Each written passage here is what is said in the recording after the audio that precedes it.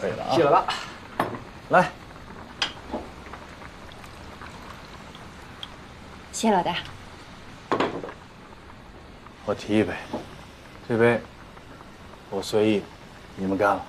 来，干了。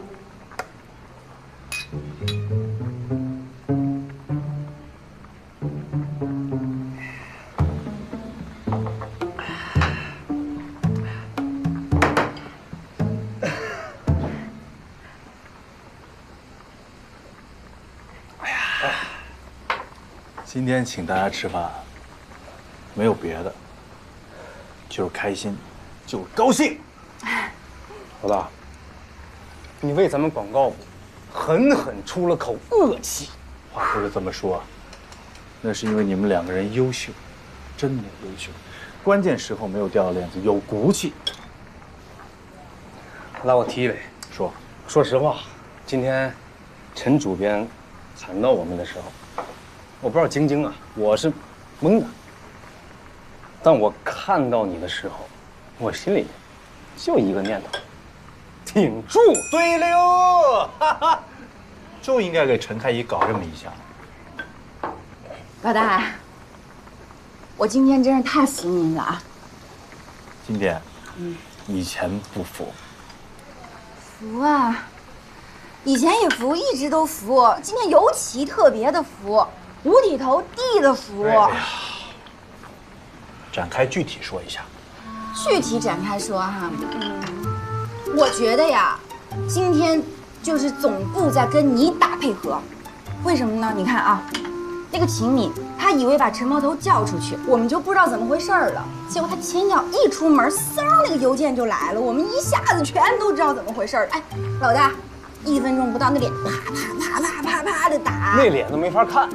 对，陈开怡啊，以为乔治不在了，就能只手遮天，称王称霸。我今天把话放在这儿，总部讨厌他的人多了去了，而且他一直把自己当做什么是一个真正的新闻人，怀揣着新闻的梦想，什么内容为王。现在什么时代啊？现在是什么时代？我问你们，你说。自媒体时代，信息碎片化时代，大众消费精英的时代。哎，对了，所以陈开怡、严凯他们早就被淘汰了啊！焦主编一旦来了，我们吃肉，他们连喝汤的资格都没有。老大，那个萧红雪那么厉害呀？明白人，赚大钱的人，手里的资源大把大把的。我这么说，总部对萧红雪主编寄予厚望，但是你们先喝一杯。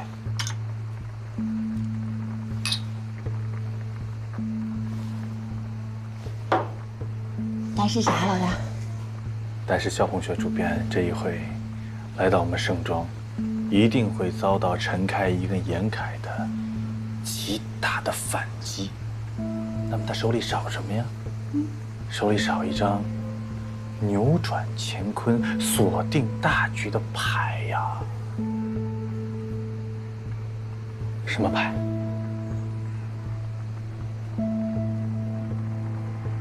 我呀。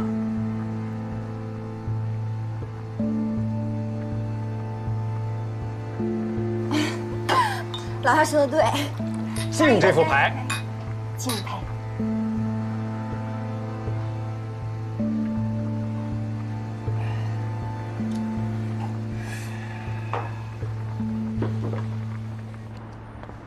咱俩也不算有交情啊。我这人性格你也应该很清楚。我就想知道个答案：如果萧红雪跟陈开一斗，你会站在哪一边？说实话，盛庄现在已经经不起第2轮的夺权大战了。之前是乔治和陈开怡斗成那样，到最后有什么意义？但这次不一样。争名夺利这种事儿，再不一样能有多不一样？萧红雪这次来，肯定会带来一整套的改革方案。如果陈开一输的话，这本杂志啊，肯定会被改得面目全非。这好像不应该是你们人力资源部应该操心的事儿吧？我做 HR 15年了，大大小小的事情见多，但我还有个身份，我是这本杂志的忠实读者，所以我希望这本杂志能够沿着现在的这种精神气质延续下去。坐下聊。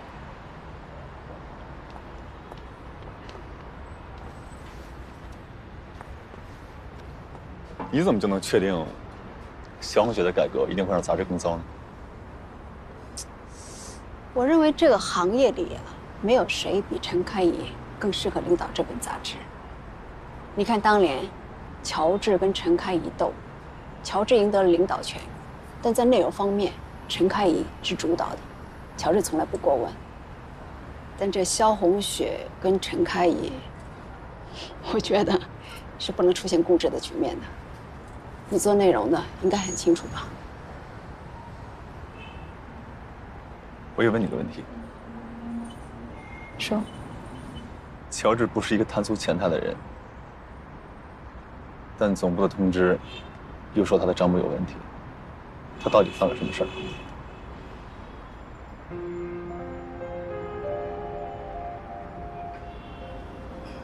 我听说，乔治动过一笔公司的钱，数目还挺大，而且去向不明。但是我觉得，总部这次查账，不是用来清算乔治的，是用来做人事洗牌的，是总部送给萧红雪的一把尚方宝剑，用来震慑管理层这帮人的。陈开怡账不干净吗？干净，但就怕欲加之罪。难道你不认为乔治是欲加之罪吗？什么意思？乔治已经死了，总部对他的定论坐实了他有罪。我不相信，我也不接受。乔治是清白的，我也会还他一个清白。他是个体面人。如果乔治是清白的话，我一定会帮你的。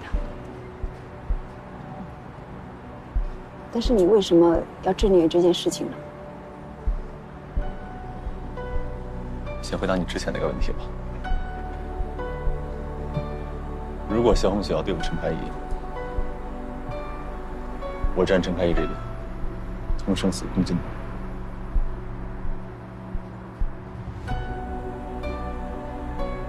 谢谢。我这么做不是为了陈开怡，也不是为了咱们俩可以在这儿达成某种交易。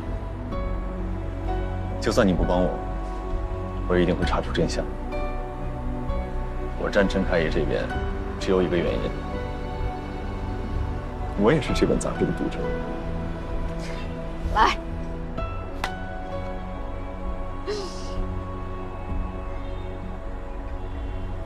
希望这本杂志一直好下去。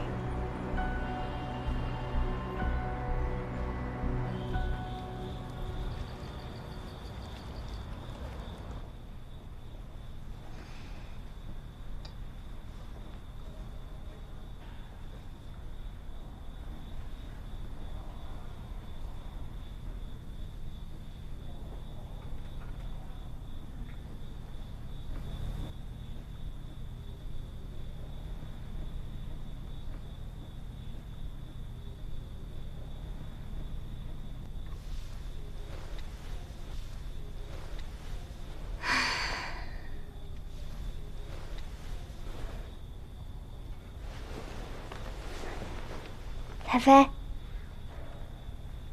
菲姐，菲菲睡着了，你干什么呢？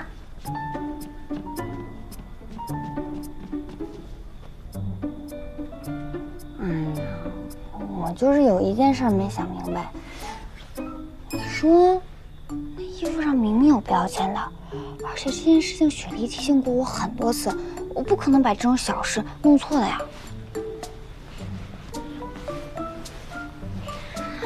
干洗标签是谁写的？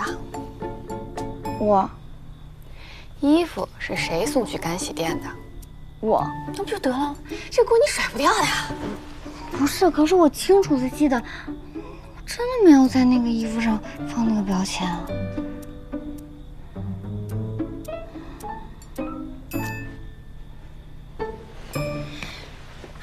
把纸和笔拿给我。哎，姐，假设，A 是标签，B 是干洗归类，C 是送去干洗，A 加 B 等于 C，A 是你干的，B 也是你干的，那那个加你认为不是你干的，对不对？那也就是说 ，A 和 B 之间还有个 D， 这个 D 有可能是你拿错了，也有可能是你弄混了，还有可能是别人干的。我之所以不能在11点之前睡觉，就是因为你坚持排除了前2种可能，所以最后的可能就是别人干。所以 D 是谁啊？不管他是谁，他肯定知道这件品牌衣服的价值和这件事情的后果，只是他没有想到严凯会这么护着你，所以在这个公式里，严凯是最大的变量，E。变量什么意思啊？好了，我要睡了。接下来的问题你自己想吧。如果你吵我睡觉，我会在你离开公司之前，先把你从这个家里赶出去。晚安。关灯。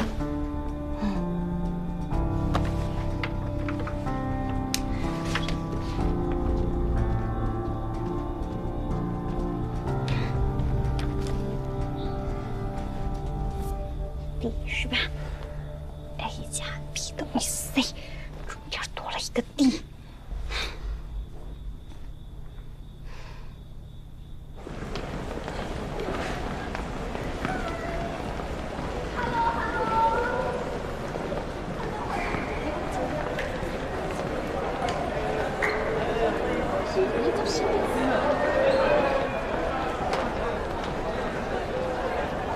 老向 ，surprise！ What a surprise！ 车在等了，走吧。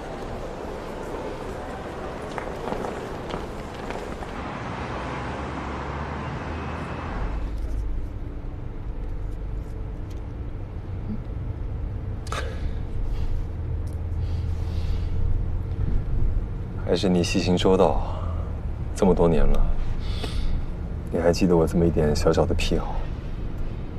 坐飞机坐了那么久，肯定辛苦嘛，所以提前给你准备了一点。在巴黎，我也试过其他刺激嗅觉的东西，贵的便宜的我都试了一轮，就是比不上咱们这儿几块钱一瓶的风油精。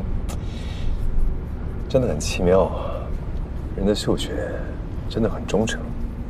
比视觉、味觉、触觉都来得忠诚。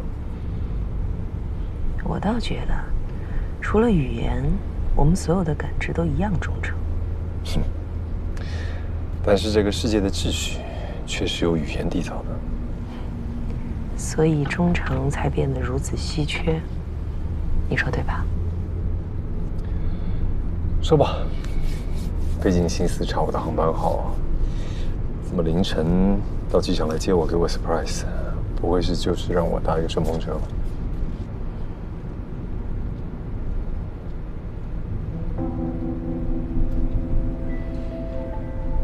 当年你扶乔治上位做主编，明面上还让我假装跟他斗得死去活来。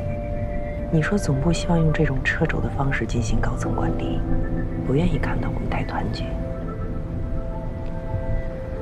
我是你一手招进盛装的，当时听了你的，从竞争中退了出来，和乔治暗中合作。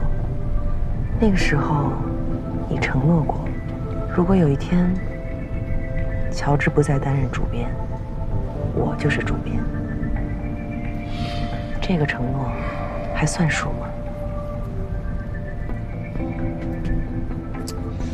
主编这个位子对你来说，真的有那么大的吸引力吗？有。以你现在在圈内的声望以及地位，是不是主编重要吗？也就是说，你不打算遵守你的承诺了？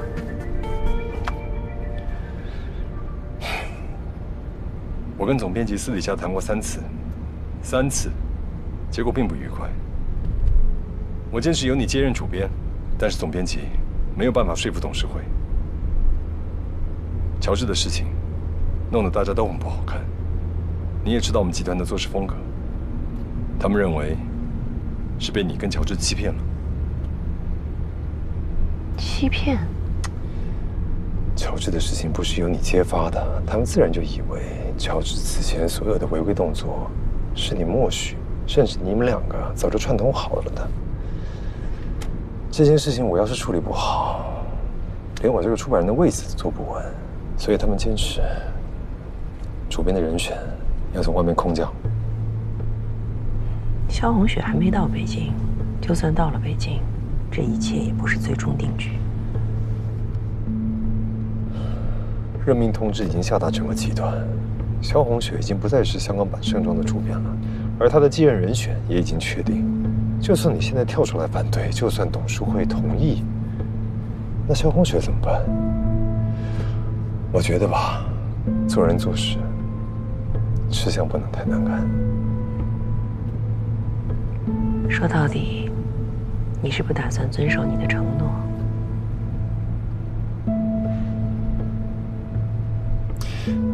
你知道我跟萧红雪的关系吗？放心，我不会拿你们的关系做文章，就算斗，也一定正大光明的斗。我知道你不会拿我跟她的关系来为难她，我了解你。但是，毕竟她要空降过来当主编，众目睽睽的，隐婚的事情终究是个雷，哪天会爆也不知道。所以，为了她的事业跟前途，我只能这么做。破釜沉舟，舍车保帅。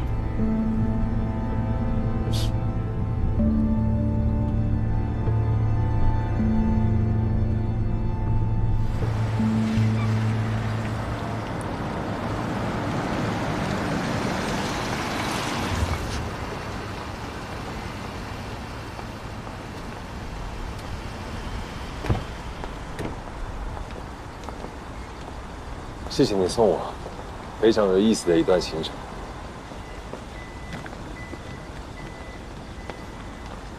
总部这次的主编任免，我不服，麻烦您转告萧红雪，我会开战。你不再考虑一下？从你决定不遵守你的承诺开始，我对你再无忠诚可言。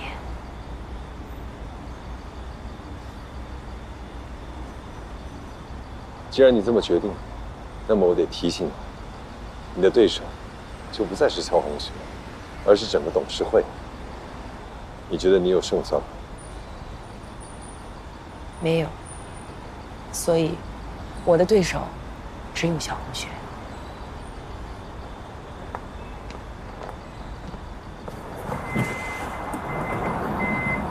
开车。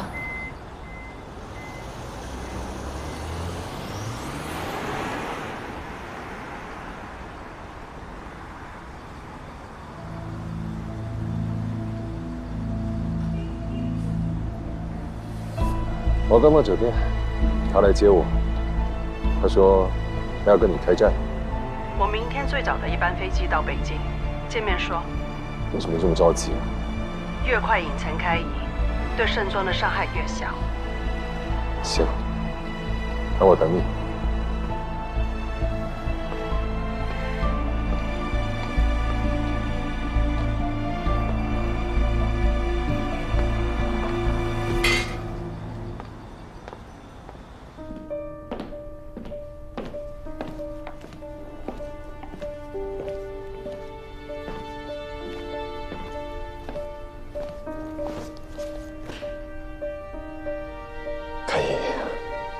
你很清楚，一旦我决定要支持曹红雪，我就会全力以赴。所以，你不要跟他斗，这个人情算我欠你的。如果斗，你觉得我有几成赢面？我认为，忠诚之所以变得稀缺，不是因为语言不可靠，而是因为欲望往往蒙蔽了理智。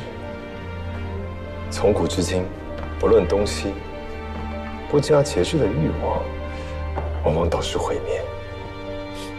你觉得呢？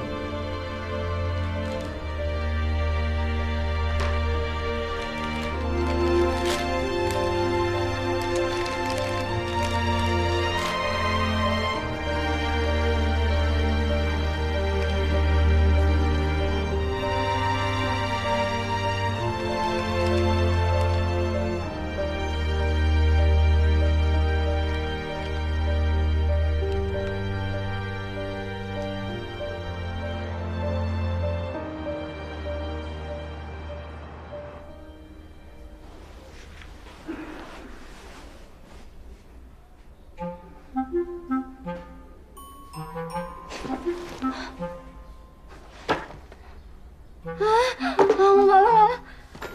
不会是什么破 CD？ 这电话，哎，菜饭，你出，哎呀，你怎么不叫醒我呀？编辑部老师他们的咖啡你买了吗？你卡帮我打了吗？哎，你都没帮我弄啊？什么？小红雪这么早就来公司了？她这么早来干什么呀？哎呀，我完了，我知道了。你别说了，我那个赶紧出门了，我挂了，拜拜。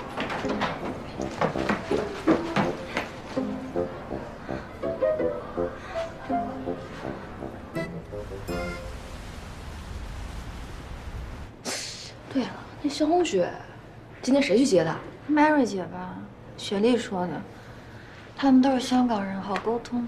哎呦 ，Mary 姐这个忠心表的呀，真是，说不定是帮魔头刺探军情呢。我怎么有一种莫名的兴奋感呢？真是山雨欲来风满楼啊！哎呀，来吧，让我看一下扫地神僧的今日运势。魔头是天蝎座。你最大的敌人在你意想不到的地方。哇，你们说什么意思啊？什么意思？什么意思？你一天就整的神神叨叨的。说点正经的，哎，鲁帽子今天那边有没有什么动向？鲁帽子从早上一来，屁股就没挨过椅子，在他那小屋里面转悠来转悠去的。那我看来，萧红雪一到，他立马跪着去迎驾。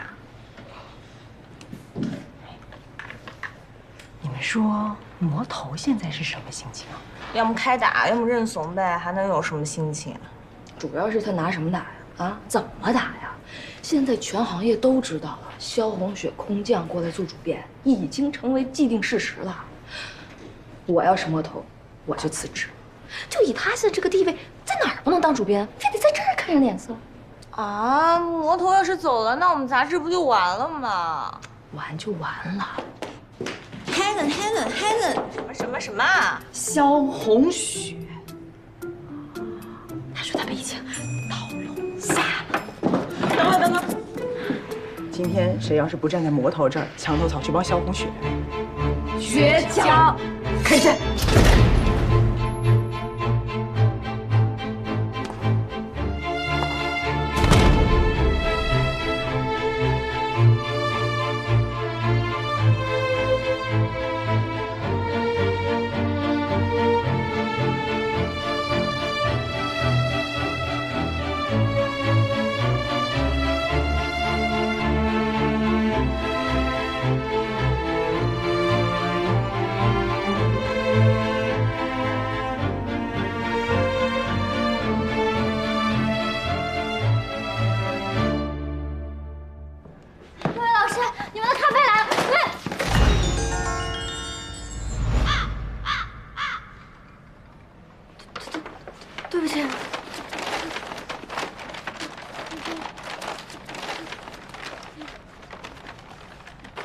10。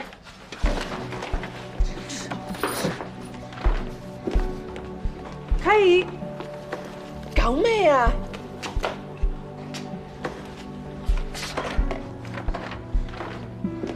彩飞，赶紧过来帮忙。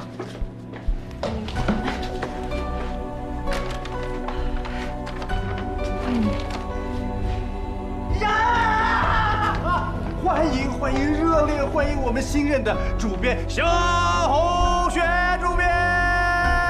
鼓掌，鼓掌，鼓掌！掌声在哪里？快！哎呀，肖红雪主编来了！哎呀，来辛苦了！哎呀，来欢迎肖红雪主编！来，掌声！快快快！气氛，气氛，气氛！鼓掌啊！快快快快快！起来起来，手上视频放一放！快快快快！站起来！哎呀，懵了！快点快点！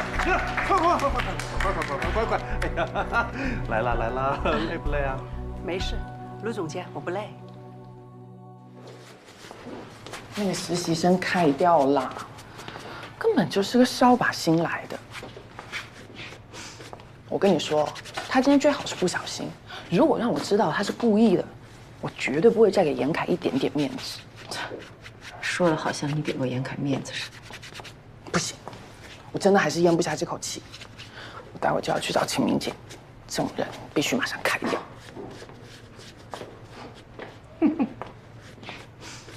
你笑什么？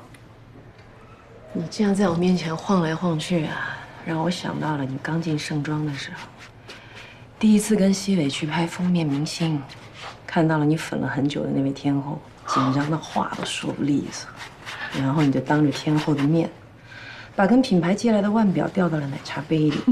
天后跟你说，腕表是用来戴的，奶茶是用来喝的。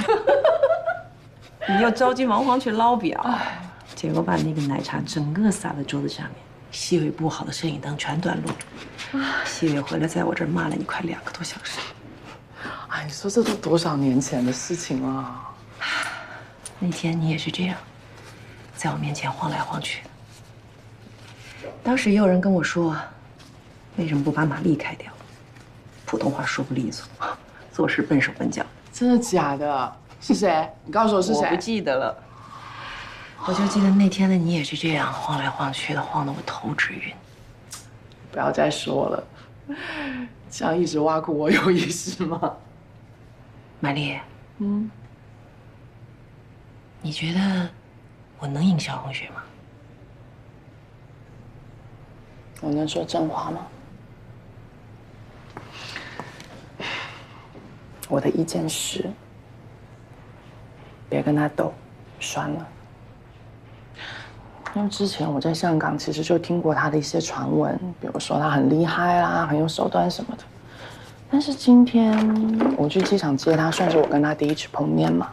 我们聊了一路上，我觉得以前那些传闻其实都没有讲到重点，就是他其实有一种很令人可怕的气质。什么气质？他让人无法拒绝，而且不是因为怕他，是忍不住会喜欢他。喜欢他？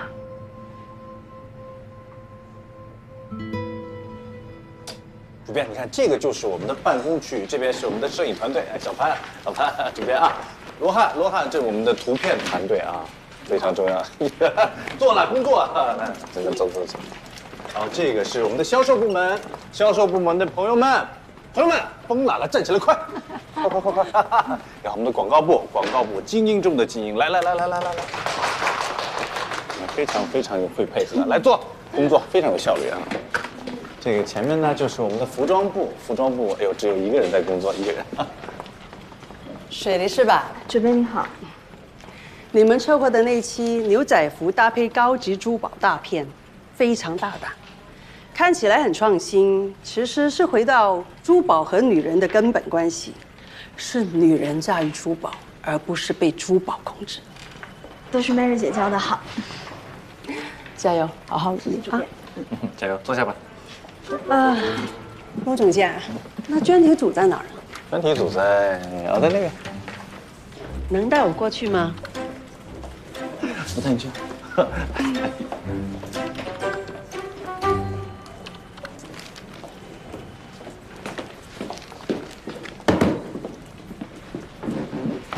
严凯，您好，幸会。你好。久仰了，我很喜欢你们的封面故事和大圈题的策划。以前在香港版的时候呢，我经常跟那边的同学学，一定要学习你们的策划思路。是吗？我天哪，太会聊天了，都给你聊崩了。非得像你一样笑得跟猴一样才叫会聊天。我们关系特别好，所以经常这样开玩笑。走，我带你去参观一下那个服装的陈列室。等等，严总监，你可以把专题组的同事介绍给我认识吗？都在这边。赵鑫、陈然、顾欢、林亚楠。我的天哪，你们素质太低了吧？有没有礼貌？站起来打个招呼啊！你们好。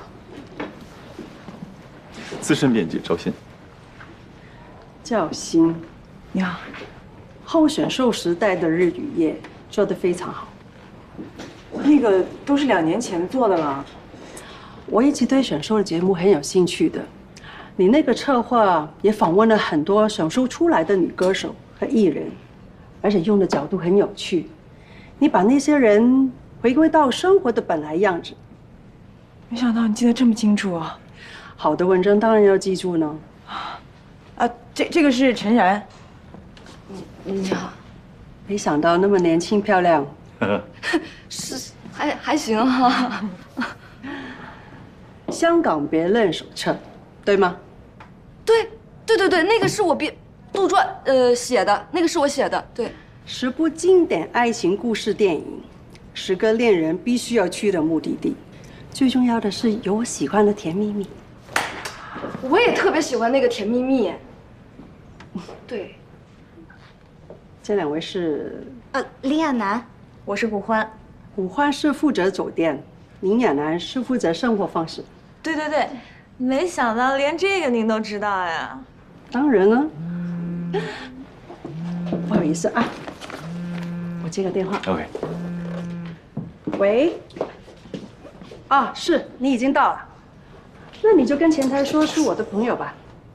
好的，谢谢，感谢，拜拜。我准备了一些礼物给大家，刚刚送到。主编，你太客气了。我去。哎，找你呢，你怎么在这儿呢？哎呦，还不是那个实习生的事，秦丽姐，你赶快把那个开掉了。你别听他瞎说。找我们什么事儿？公司快提前开年会了。什么情况？这萧红雪太厉害了。她有什么啦？她一来啊就玩攻心术。她到公司各个部门走了一圈，公司这么多人，她能叫得出1半的人名来。尤其是内容部那帮姑娘啊，她猛个劲的快呀，那姑娘都快飞上天了，估计。现在估计叫她女神了。她怎么花心思的吗？还有呢，丽闺酒店送来一大批糕点，听说是他们酒店的老总知道她第1天上班，让主厨亲自给送过来的。丽闺酒店？对呀，他们家从来都不外送的，而且就算去吃堂食，都要提前3天预定才有位置。不是猛龙不过江啊，这么处心积虑的收买人心。亲爱的，你想好了吗？很难对付的。怕什么？不是还有你们俩吗？走，去看看这个新晋女神的面子有多大。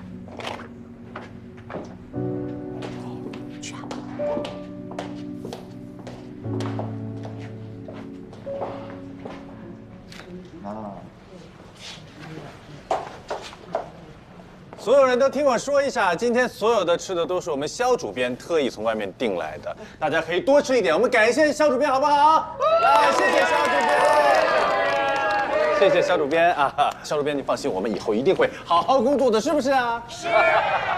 来，肖主编，介绍一下啊，公关部的邓总监非常好。我们刚才已经见过了，见过了。幸会啊！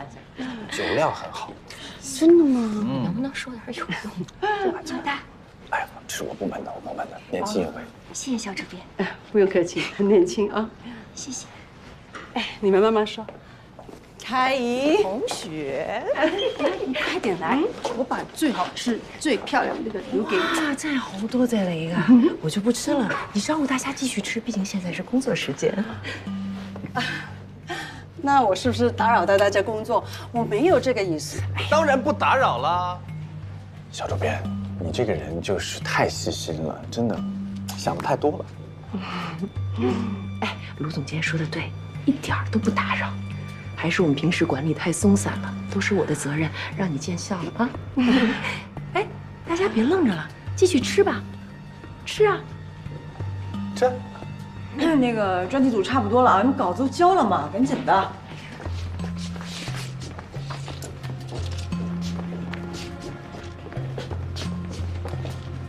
你们这什么意思呀？啊，不吃，不吃，你至少说声谢谢吧。太没礼貌，没有。老鲁，我找你点事儿。没事。不方便吗？主编，那我可以吗？当然可以了。你一个人在这里可以吗？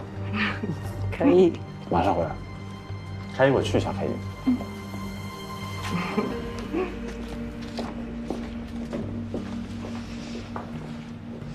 这样，去我的办公室坐一下。哎呀，不知道你今天到，你的办公室还没收拾好，要不去我那儿吧？你好啊，我也想看看时尚大魔头的办公室是怎么样。哪有，我那里很简陋的，什么都没有，跟你们香港版的奢华没得比的。怎么可能？你看你这里，这个才叫奢华啊！香港的办公室呢，才一点点的大。哇，你身材这么好，就是那个一点点办公室练出来的。你才叫好呢！你看，皮肤多好，怎么保养的？说哪有保养？大概就是天生丽质难自弃吧。真的要学习，心态真好。这一点我就不教你了啊！我现在就剩下心态好了。哎，你这个裙子好美呀，颜色真好。我是不是特别傻？是。我是不是特别蠢？是。那我是不是死定了？那倒不一定，傻子也有权利活下去。那你说我到底是自己辞职，还是等他们辞退我？我认为你现在应该去找陈开怡道个歉。不行不行，我现在脑子乱，我不能去。你不就碰洒了杯咖啡吗？当然魔头肯定很生气，你让他在萧红雪面前那么难堪，可你现在到了也解决不了问题啊。哎，你之前跟我说那个弟到底是谁啊？我也不知道，但是今天的事儿跟弟也没有关系啊。那我是不是真的不配待在盛庄？如果你现在放弃，那你肯定就是不配。我想清楚了，我现在就去找陈开怡给他道歉，管他是打我还是骂我，只要能让我留下就行。就这么定了。哎，你慢点跑啊！你刚倒了一碗。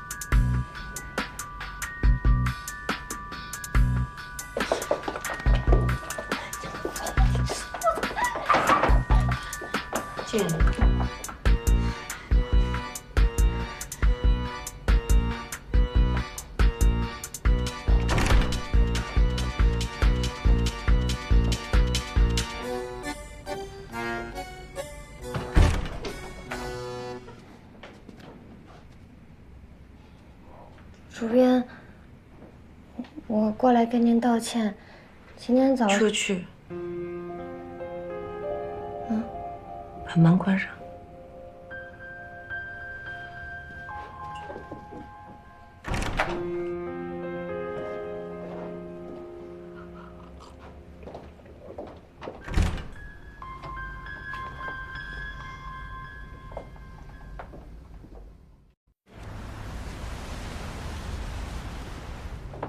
哎，你们说这回鲁帽子是不是戏有点过了？那还能怎么着啊？你说他已经跟魔头撕破脸了，现在拿不出消防水，完蛋了！就他这个年纪，还要这么不领气，上哪儿找个近100万的总监当当呀？哎，时间差不多了，姐妹们，咱们上钟。走。哎，你上午看见了鲁帽子有好玩的事儿可以直播呀。什么呀？实习生的那个李娜，她能有什么八卦呀？神助攻萧红雪马上就被开了吧？开个屁！我就这么跟你们说吧，就算是咱们都被开除了，也轮不着她了。这什么意思？上次那个大一被他洗坏，那还记得吗？对啊，严头不是把谁摁下去了吗？咋摁下去的？你知道吗？那个大衣是绝版的，连那扣子都是绝版的。如果要是重做，就得重启整条生产线。你们猜严头花了多少钱解决的？多少钱？10万。多少？10万美元。那严凯到底什么情况？他1个月工资才多少？是不是傻？现在这个事情的重点不在于严凯多有钱，而在于严凯为什么会帮一个实习生花这么多的钱。我觉得2个都是重点啊。哎，除了乔治，谁还了解严凯底细啊？就秦明姐喽，不然我们为什么现在要聚在这边呢？I don't know。不可能，你是公司大总管，有什么事情能瞒过你呢？我真的不知道。这2扣子金子做的，10万美元疯了。我骗你干什么？你不信自己看喽。我这边有跟品牌那边沟通的信息，喏，你看。天哪，这李娜什么来头啊？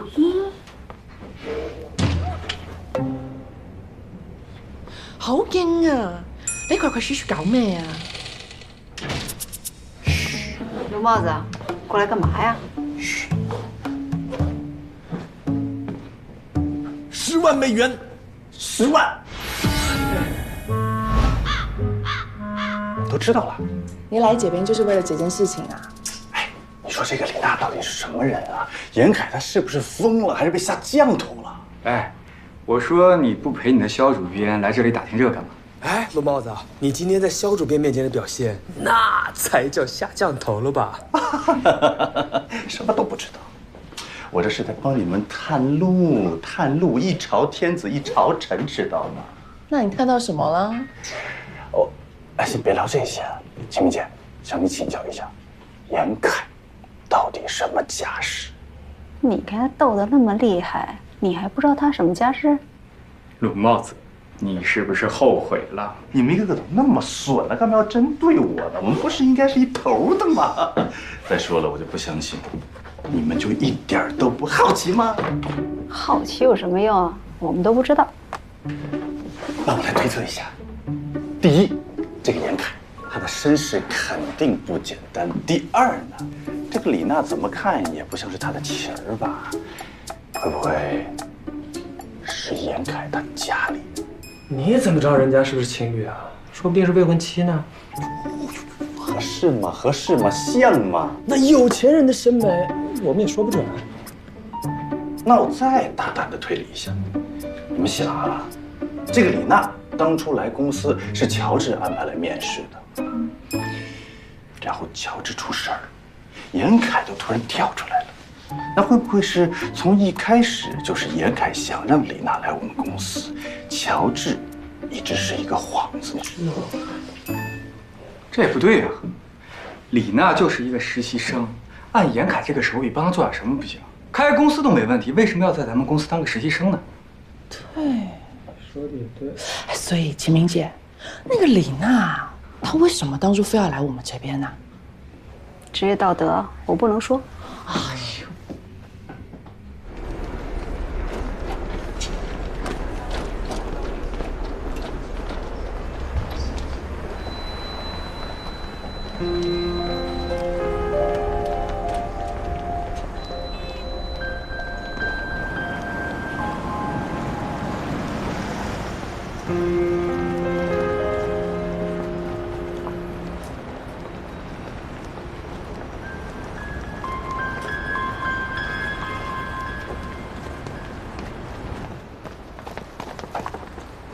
烟头，你能告诉我你为什么这么帮着我吗？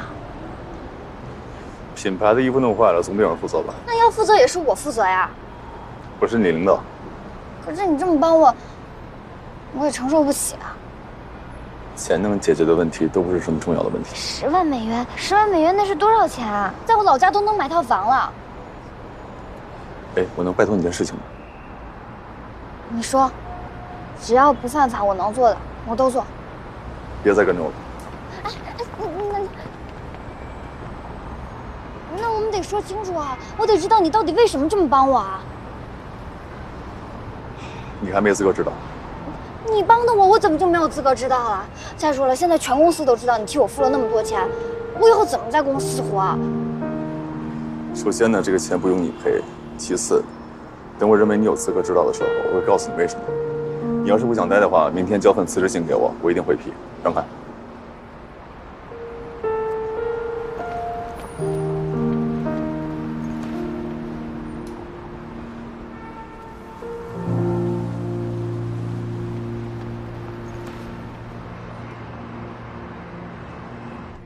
老妹儿，走一个，像不像？为什么想学东北话呢？我觉得东北话让人感觉很亲切。看电影电视剧看到东北人喝酒呢，还挺羡慕的。一直找机会现学现卖，感觉还不错。你想那样喝的话，应该去街边撸串，这儿太高级了。好啊，下一次你约我去撸串，撸串。其实啊，多少人做梦都想过你这样的生活。你呢？我还行吧。那看来我的生活也没什么了不起啊。咱俩也寒暄的差不多了。您今天请我来，到底有什么事情？帮我。想必你应该知道我是开业的人吧？你果然说话很直接啊！不想浪费别人的时间，也不想别人浪费我的时间。上个星期我就正式入职，入职以后我有2个事情要做：第一，查账；第二，裁员。现在公司人手已经够紧张了，已经没有裁员的空间了。从哪一个部门开始裁员最适合呢？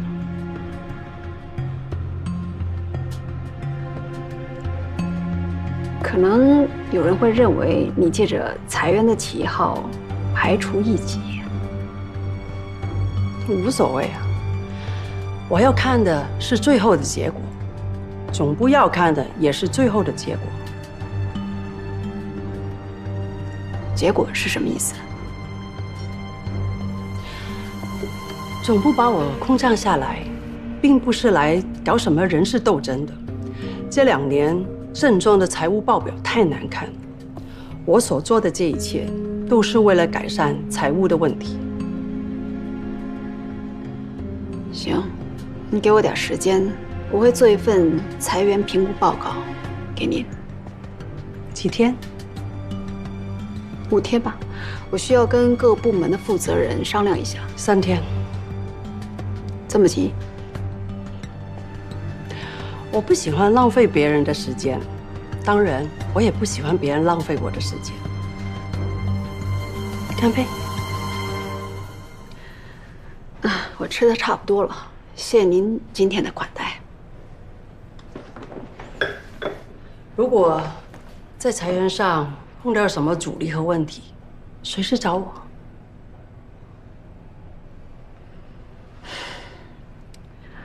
我做 HR 15年了，服务过6家大公司，也见过上千亿的公司在2个月内轰然倒下。外部竞争固然是客观因素，但置公司于死地的往往是内部高层的斗争。而这种斗争往往拿着什么改革的旗号跟幌子。现在纸媒业下滑得很厉害，盛庄确实经营艰难，但是这所有的杂志都面临同样的问题。所以在您做任何决定之前，请您要慎重考虑。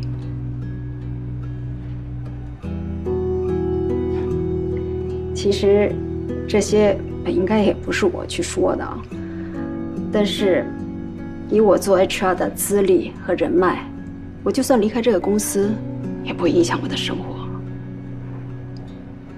但作为这本杂志的忠实读者，我想跟你说句心里话：不管你们俩怎么斗，但最终受伤害的是杂志本身。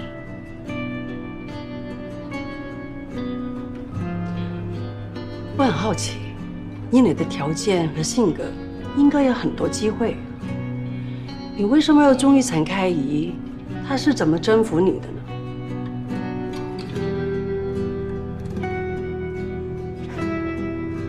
没有人比开怡更爱这本杂志。这本杂志不是他的事业，不是他的工作，是他的理想，是他的命。走了。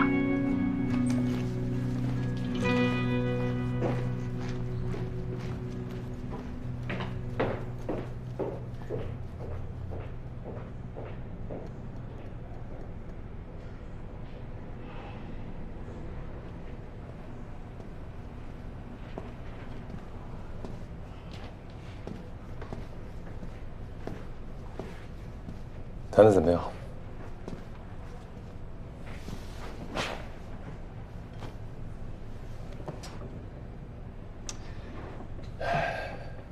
谈不拢啊？没事儿 ，HR 总监多的是，我再帮你物色一个合适的。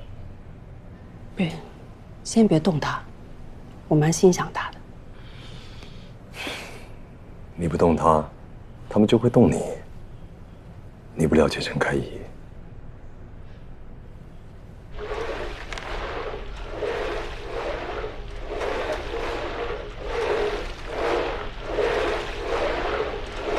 喂，怎么了？我在接山。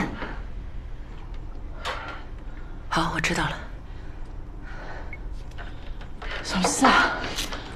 肖红雪要裁员啊？他是不是疯了？你那个12盛典设计方案怎么样了？你找到合适的设计师了吗？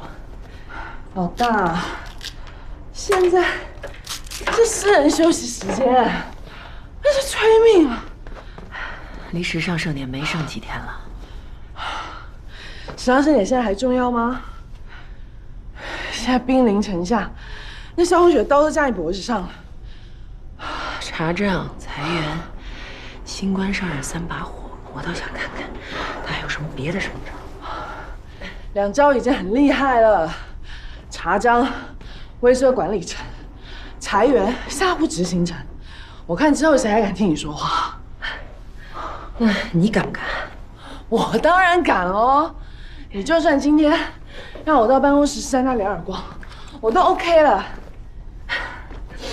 能看出来你挺勇敢的嘛？是一直都这么勇敢的吗？哎，别开我玩笑。来，你打算怎么反击啊？我呀，得先等他把这3把火烧完再说。然后呢？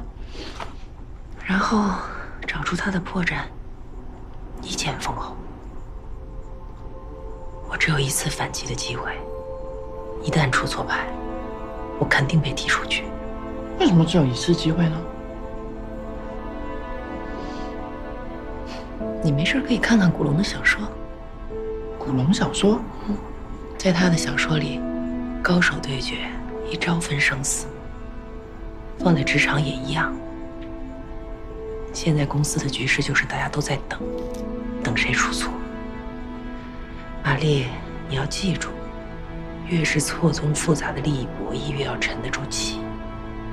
因为最后能赢的，不是做得对的人，而是绝不做错的人。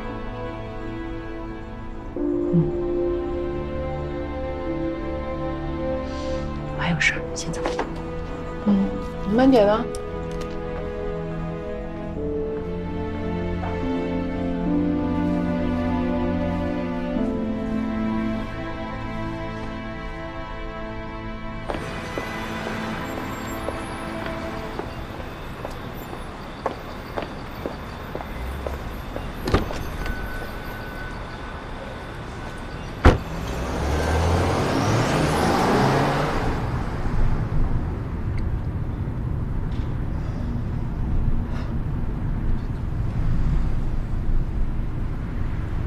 生我气了？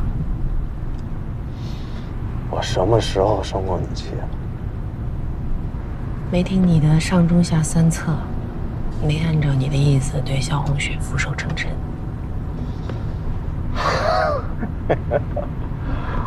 我这不也为了你好吗？不过这几天我也想明白了，你呀，就是这样的脾气和性格。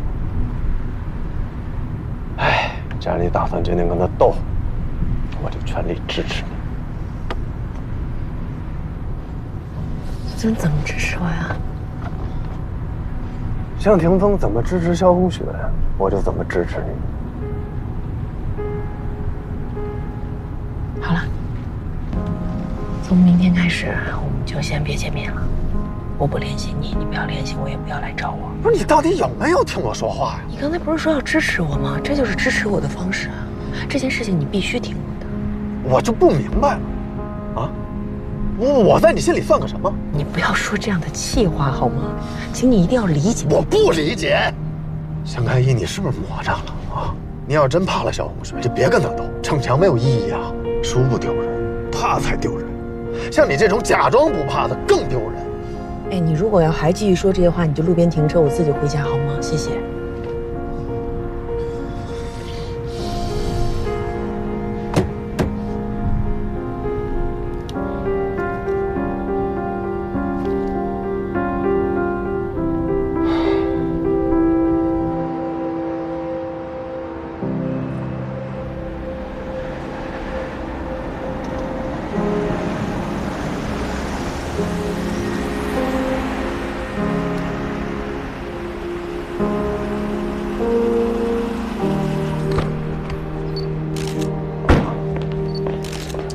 错了还不行吗？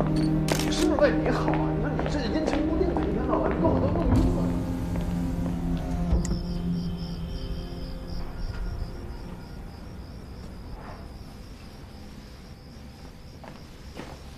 右脚，双脚，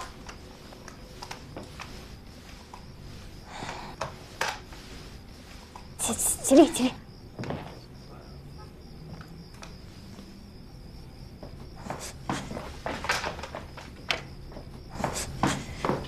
你能不能别玩了？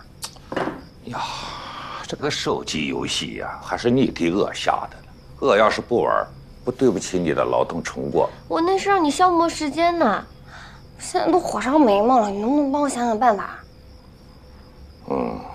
终于加这题了啊！推爷，你就帮帮我吧，你就帮我想想办法啊！你说我现在到底该怎么办？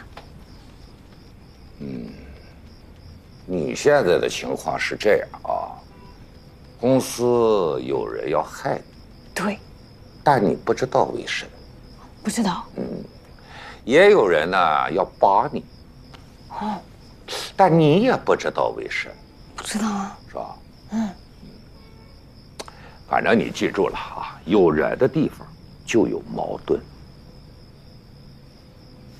听说你们这个大老板是集团派来的？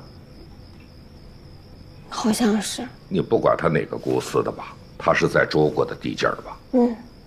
里边都是中国人吧？对。哎，只要有中国人的地方哈，你就记住，各行各业离不开8个大字。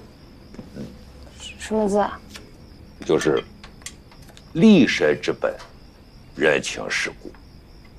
你现在跟我说这些也没用啊！什么立身人情世故，能跟我对我一点？你这个孩子，我还没讲完了，你着神急了吗？你听，我把话说完。说吧。讲到哪儿了？立身之本。哦，对，立身之本。乔治把你领到了公司，就好比把你带到了这个桌子上，是吧？桌子上有一碗饭，你想吃不想吃？想吃。那你坐下。你既然想吃，你就得琢磨琢磨，你有什本事吃？你要是有本事，这碗饭你吃得很香；你要是没本事，对不起，就被人抢光，这是其一。其二，人情世故。你看你吧，年轻，还挺漂亮，也有工作能力，那肯定有人就要害你。老话不是说了吗？害人之心不可有，防人之心不可无啊。咱要记住了，别人害你不记仇，一定要记住别人对咱的恩，多想想别人的好，少想想别人的坏，明白这个理儿吗？这些道理我都懂，但是你说现在就是这样，我能怎么办？哎呀，那怎么办？那你先把手头的事儿干好嘛，把自个儿的事儿干好嘛，你大不了再回我这儿接着干嘛，就这点事儿嘛。对了，有件事我告诉你了，前2天有个小子哈到这儿来打听乔治的事儿。打听乔治什么事儿啊？哎呀，就是他那些高利贷的事儿嘛。不过我听他这个话里话外的意思啊，好像是把你的底细也摸清了。不过你放心啊，我是只字未提你。你关我什么事儿啊？而且你说人都没了，谁还会去打听他的事儿啊？这个再说，你反正你就记住一句老话，难得糊涂。在你们公司，一巧不如一拙，一动不如一静，啊，那都是高手在打牌嘞。你只有在旁边看，别冷不丁的成了人家手里的牌。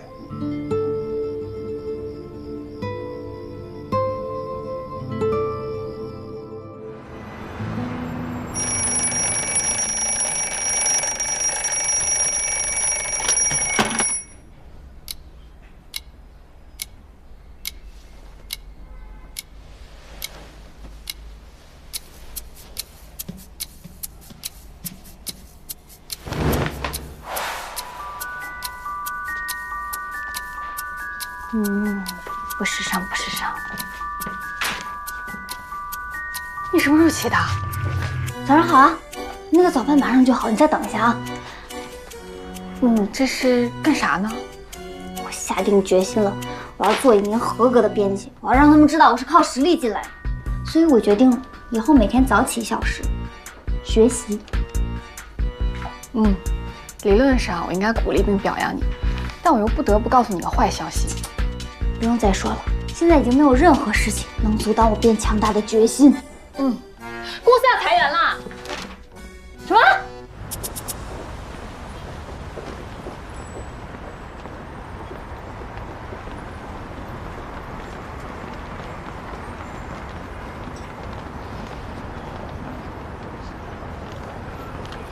怎么了？我眼睛一直跳。左眼还是右眼？左眼。左眼跳财，右眼跳灾，好事啊！我也不知道左眼还是右眼，好像是右眼。哦，右眼跳财，左眼跳灾，糊弄我玩呢是不是？这些都是心理作，你往好处想了就行了。我也不知道为什么，今天就总觉得有什么事儿要发生。这还用你说啊？裁员啊，谁不知道有事要发生啊？马上迟到了，快点，大姐。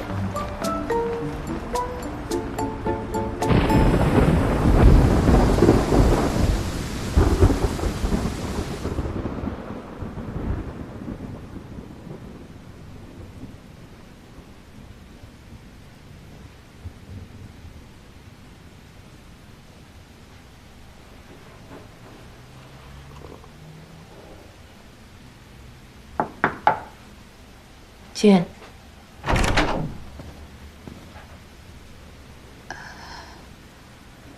主编，1月刊选题会开始了，严总监问您要不要过去。之前不是说我不去了吗？那个，怎么了？肖主编去了，刚刚进会议室。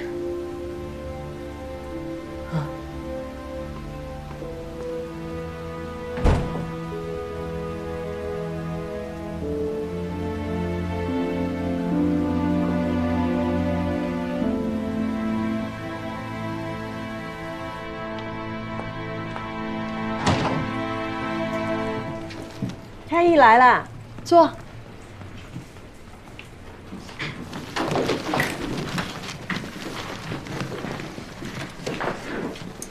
我呢，今天还没有正式入职，我是来学习的。你们聊，我听就好了。严凯，开始吧。我再重申一遍啊，选题表不要让流程点你发了 ，OK？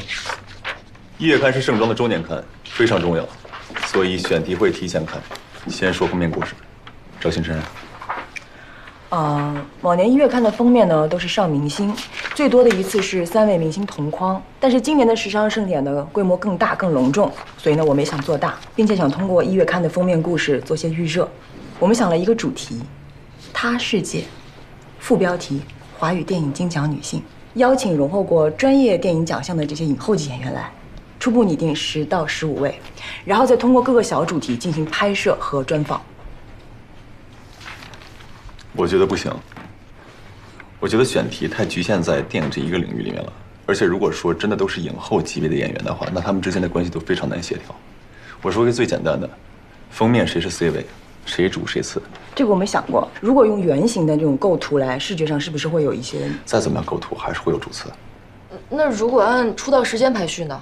行业资历这个多少还是得去聊一下的。这个先不说，没有什么价值。下一个。等一下，我同意严凯刚刚的说法，这个选题面确实太窄了。不过我喜欢“他”这个字，如果能够把它拓展到整个的娱乐产业里面，可能会更配得上这个字。世界2个字不要吗？不要，1月刊封面就一个字“他”。不过这个“他”一定是广义的，我们可以做跨界对谈嘛，让影后级演员和女作家、歌手和女艺术家，或者世界顶级的设计师去对谈，总之要破界、破圈、破行业。那最后的封面呈现可以用不同的对谈内容来划分视觉区块，因为这是一个跨行业的集合，所以单个行业的江湖地位不会被放大来计较。它是最大的主题，下设不同的小主题。总之就是要把“它”这个字在我们当下这个时代的不同外延和内涵都要涉及到。你们觉得呢？我觉得这个好，就按这个做吧。我想问一下，我能发言吗？期待已久。我也觉得这个内容非常好，但是我想问一下，我们这个封面故事能不能单独招商？单独招商什么意思？冠名啊，电视节目可以冠名，为什么我们杂志的内容就不能单独招商呢？我们之前没这样操作过，广告就是广告，内容就是内容。内容能跨界，为什么广告和内容就不能跨界呢？刚刚你们在选题的时候，我已经想好，如果你们能找到那些对谈的人物是著名的人物，我可以保证可以找到品牌投钱，你们觉得呢？那这样的话，封面故事不就成了一个大软广？品牌只是冠名，它不会干预你的内容的，那有什么不好呢？是这样，很多明星自身都带有品牌，所以我们这样操作的话，他们或者他们的经纪人也会有意见的。所以你就要克服这个问题，我相信这个是可以克服的。你们认为呢？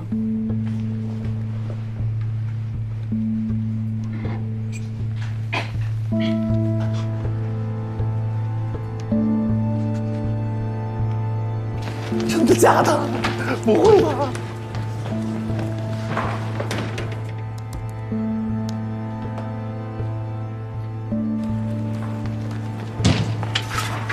哎！如果你们不同意的，可以举手告诉我，我们可以讨论。我不同意。为什么？吃相太难看。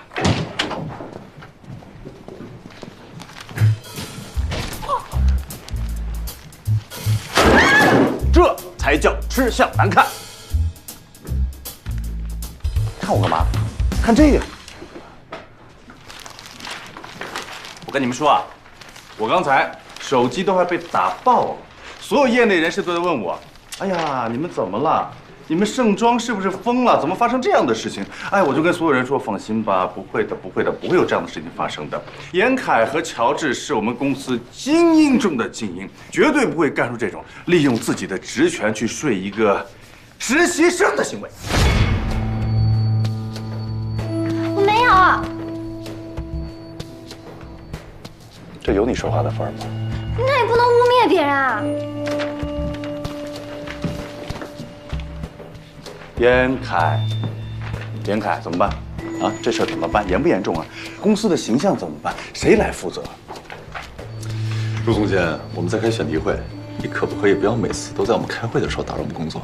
工作，对，工作太重要了。我也有工作呀，我刚才接了7个电话，全都是品牌负责人打来的，全都是副总级别的，问我现在这个局面怎么办呢？我们的广告怎么在你们的公司投放？鲁帽子，你差不多可以了。现在还学会搞什么匿名发帖？你到底要做什么啊？我对天发誓，这件事情如果是我弄的，我出门被车撞死。车撞你，你撞车还差不多。很好笑吗？很好笑吗？这件事情很严重啊！难道你们不是公司的人吗？公司变成什么样了，与你们无关吗？不是老吴，这不是看你表现太兴奋了吗？就跟演戏一样，我们笑也是松弛一下气氛。而且这也太捕风捉影了，根本不算证据嘛。证据？哎呦，你们3个都知道的。严凯给一个实习生花了10万美元，不知道吗？不知道吗？不知道吗？不知道吗？别装傻了。为了一个实习生，到底什么关系？能花大几十万？疯了！刘彬彬，我这么跟你说吧，我要做的所有事，你都没有资格知道。你先别反驳我，我告诉你为什么？因为我打心眼里就看不起你。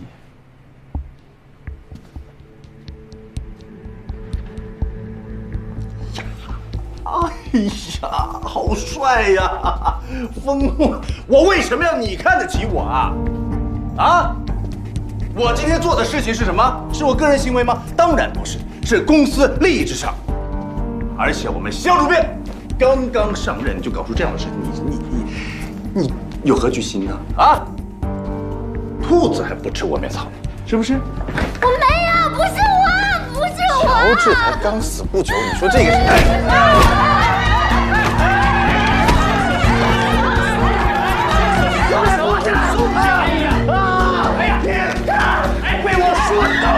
王八蛋，人渣！我告诉你，你在这个业内你完蛋了，你死定了！我帽子呢？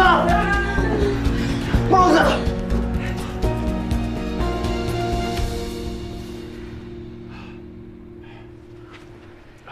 肖主编，您是主编，您看这件事情该怎么处理？我今天还没入职，凯姨呀，你处理吧。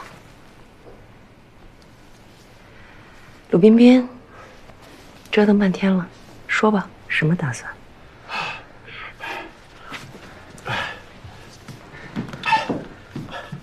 我没什么打算，我做这些事情，我今天做这所有的一切都是为了公司着想。这个打算和处理的结果都是你们领导来决定的，这就没意思了。想说什么就说嘛，跑了半天，最后临门一脚怂了。可以，我可以说。你让我说的，我说2句啊。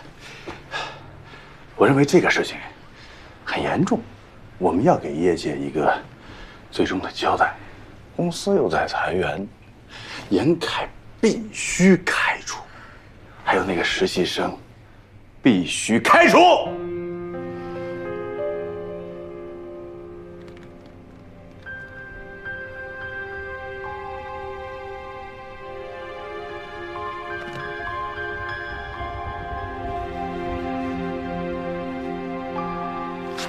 马丽，把这个拿去公关部，让他们尽快对外发布一个通报。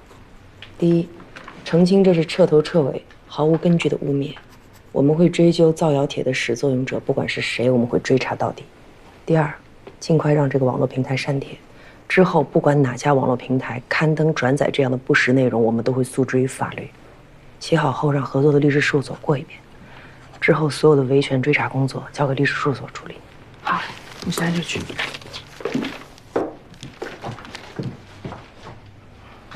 肖主编，您还没正式入职，我这样处理，您认为可以吗？哼，就这，陈副主编，是不是有一点过于偏心了？啊，卢总监，刚才严凯打了你，你要告他吗？他都打我了，我当然要告他了。那你们私下去解决这件事情吧。如果需要法律层面的支持，去找秦敏，他会帮你沟通律师事务所。当然，你自己找律师也可以。这好像不是我们今天要说的重点，你这是转移话题呀。那你说，今天的重点到底是什么？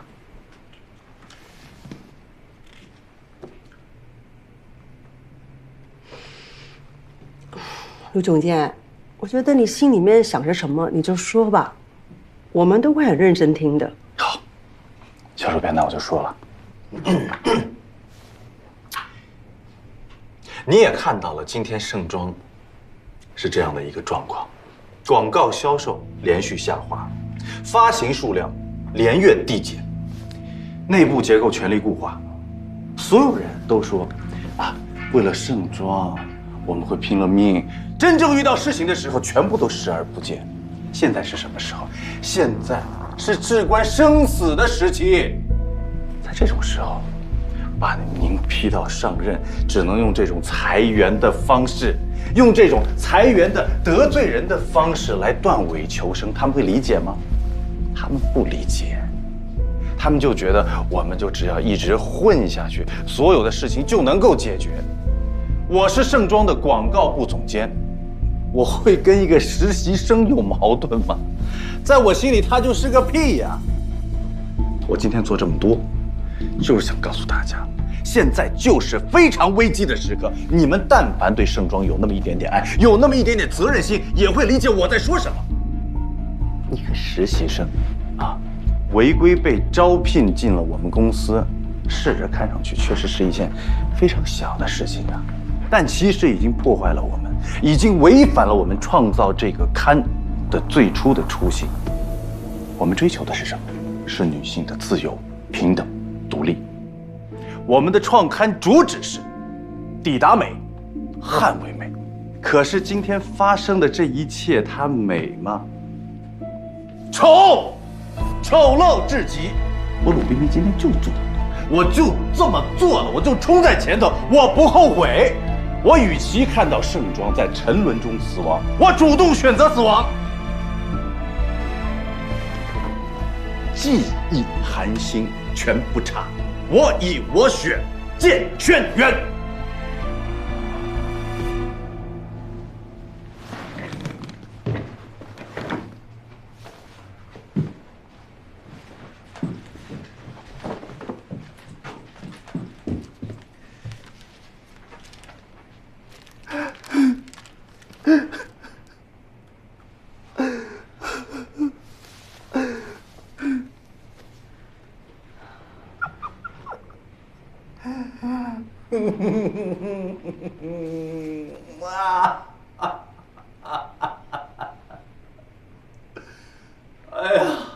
哎呀！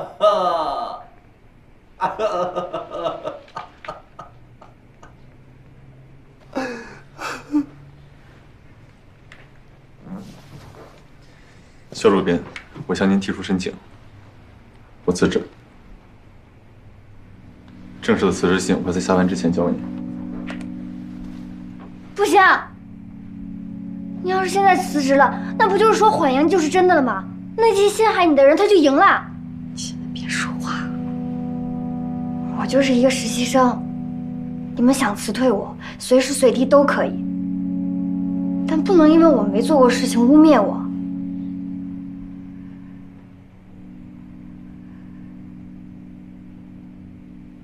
严总监和乔治先生对我有恩，不能让我连累他们的名声。别说。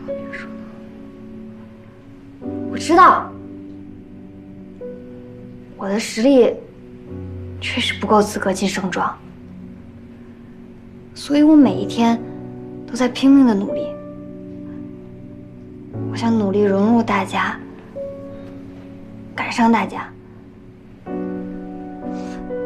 我以前连理想，连我未来想做什么都不知道。但是我在盛庄找到了我的理想，我知道我以后要做什么了。我现在可以毫不犹豫地说，我的理想就是在盛庄。我想以后好好的待在这儿。丽娜，你还没资格谈理想，你也别把自己裹进来。这件事从根上来说跟你没什么关系。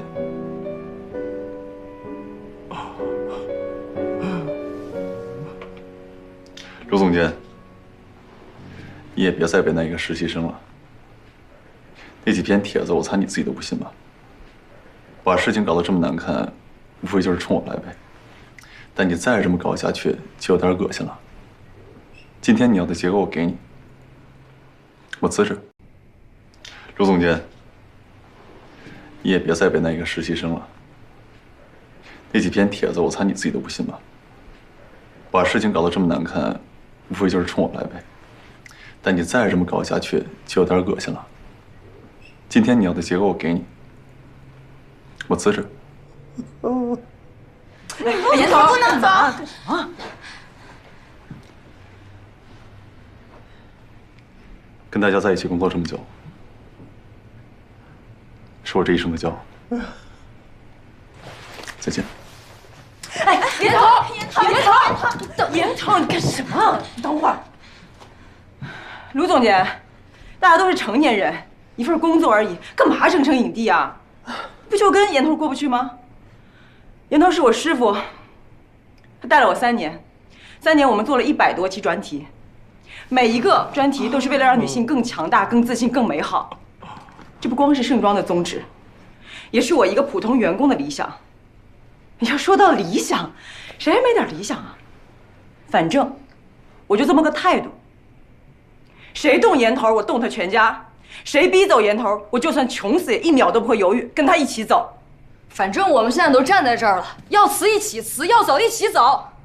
邢姐，那我就听你说了，肖主编、陈主编，我们编辑部专题组全体辞职。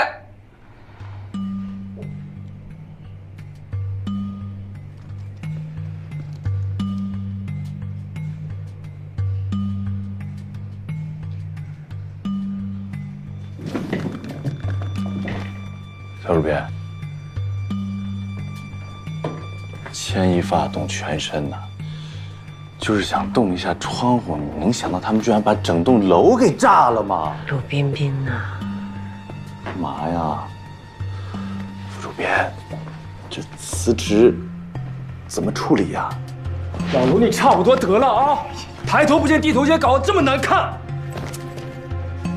副主编，像这样的辞职是批还是不批呀？哎，老鲁，你冷静一下，走走，我出去陪你聊聊天。走，你别动，这个事情你现在必须要说清楚啊！说什么呀？那帖子是真是假都不知道。帖子重要吗？现在重要的是什么？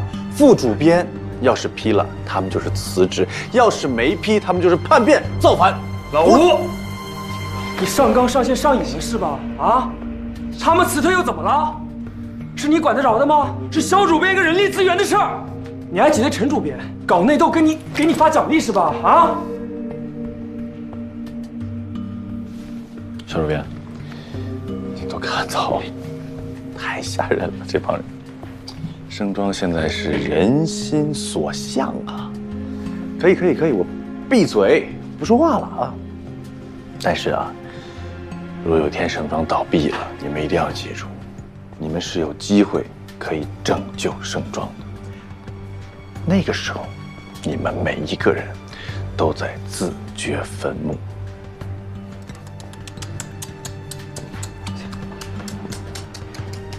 吓死我了！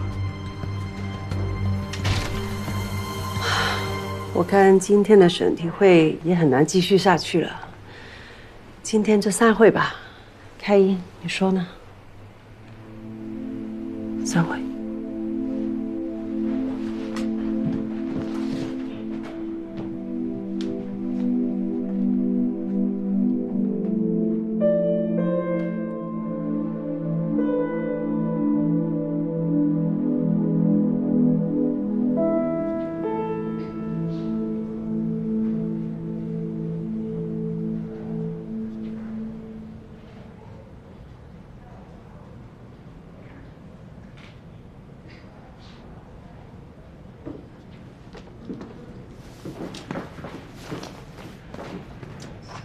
主编，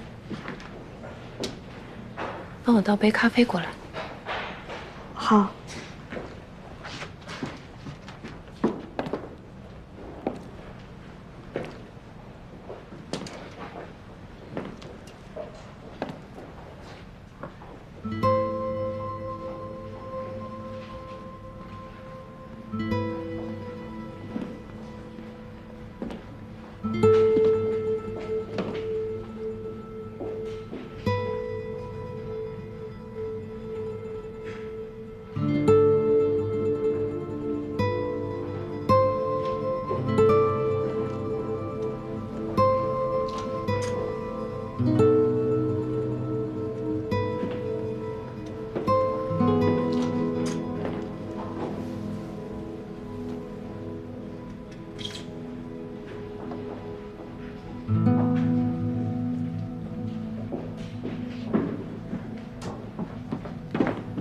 您的咖啡，谢谢。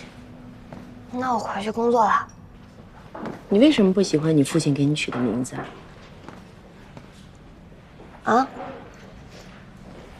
我记得你说过，你父亲给你取的名字是那里的那，我没记错吧？您还记得？为什么不喜欢？我不想当待在那里的人，多孤单啊！特别是那些对我重要的人。语言不好吗？不好呀，我也不知道为什么，我从小就特别粘人。小的时候是粘我爸，后来我父母离婚了，我爸娶了别的女人。再后来是上大学的时候粘男朋友，就总想着他什么时候能跟我求婚，这样我们两个就有个家了。后来他就跟我最好的朋友在一起了。现在呢？现在，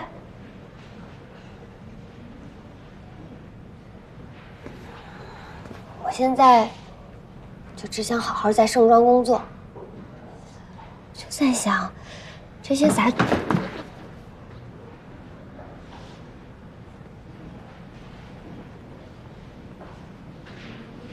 坐吧。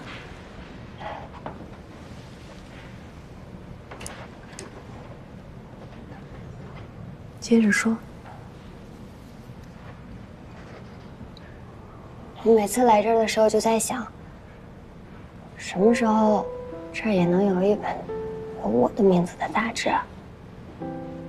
为什么？因为我觉得每一本盛装都在做对的事。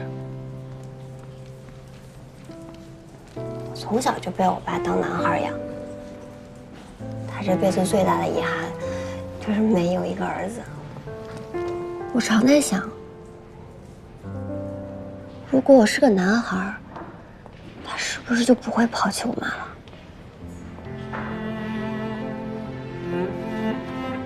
高中进了田径队，每天跟男孩一样，跟着他们一起训练。后来又进了体育大学，其实一直都不太知道怎么做一个女人。我总觉得长头发、穿着裙子就是错的，只有像男孩子一样才能被尊重。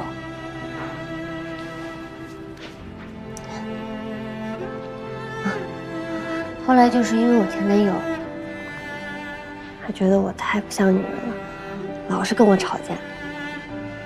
后来他跟我最好的朋友在一起了，我能怎么办呢？也是，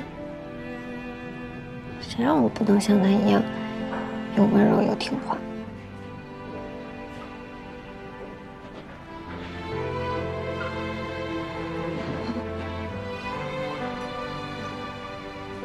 来了盛装之后，看到你，看到蔡飞，看到齐明、祖林，就觉得你们每一个人都好美，好酷，但又那么不一样。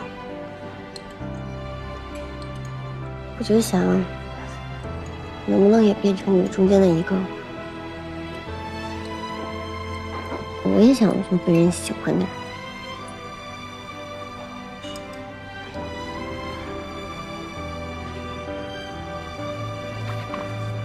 对不起啊，主编，我太冒失了，我就是这样一说就停不下来。我先去工作了。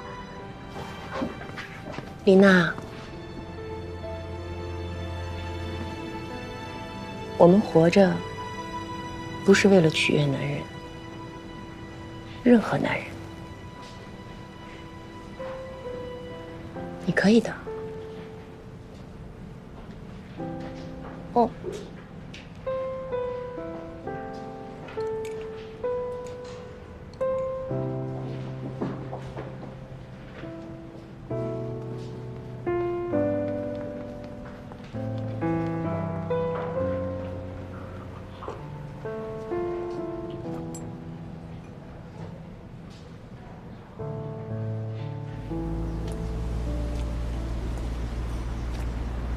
怎麼啦？住生啊？我有啲掛住香港。咁快就放棄，唔似你喎。人心就好似呢一世都解唔開嘅謎咁。你從香港來之前就應該有心理準備，會遇到這樣的情況呀。但是說不上來，我現在好像碰到一個巨大的冰山，但這個冰山呢，一點都不可怕，反而有點柔軟，很脆弱。這種感覺我以前沒有過。狹路相逢勇者勝，我們跟陳開怡都是背水一戰，這個時候只能比誰的心更硬，我們也沒有選擇。這樣不像戰鬥，至少不是我以前理解的戰鬥。那像什麼呢？就像兩個心碎的人，看誰先崩潰。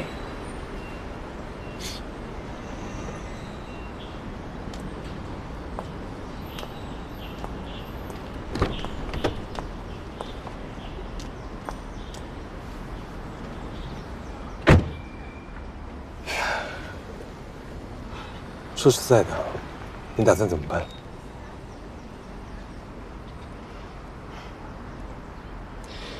既然裁员势在必行，要我说，就都裁掉，长痛不如短痛。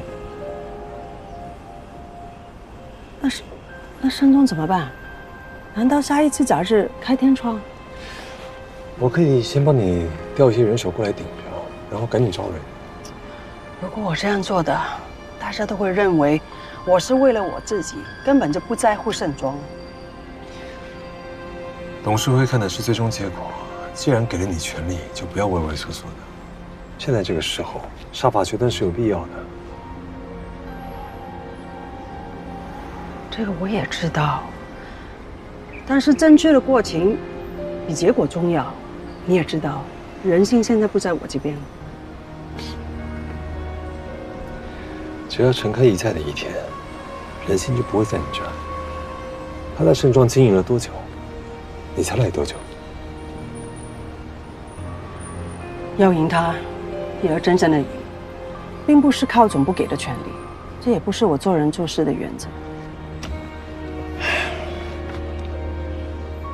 现在是他们自己辞职，不是你裁。这次鲁冰冰已经帮你把路都铺好了，你只要顺水推舟点个头就行了，没有人会说什么的。相反的，如果你还是犹豫不决，你怎么立威信？你认识了陈开怡那么久，他到底是什么样的人？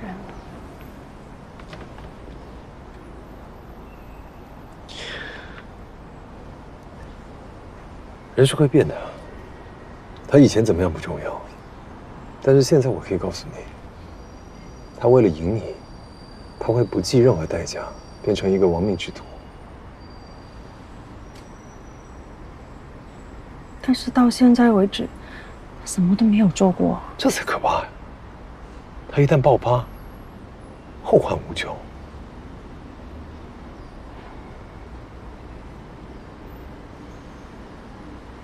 霆锋啊，我觉得你一直在夸大陈开一的危险性。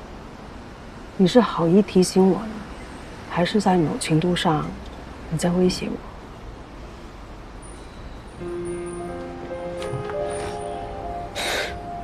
行，那我不说了。你是主编，你拿决策。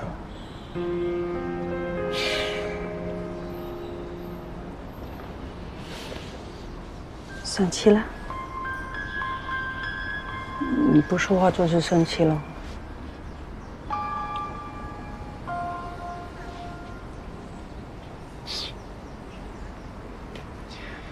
我爱你，我也知道，以你的个性做这些事情，你很辛苦。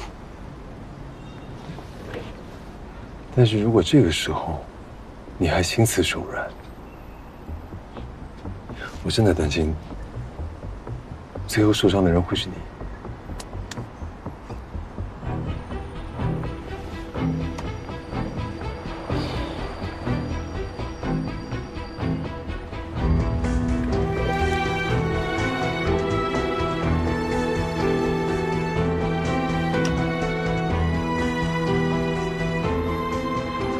秦明，我是肖主编。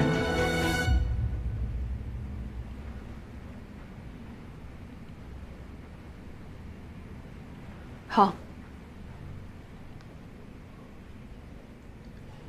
肖红雪的电话，他原则上答应你们专题组所有人的辞职，等他正式履职以后，他就签字。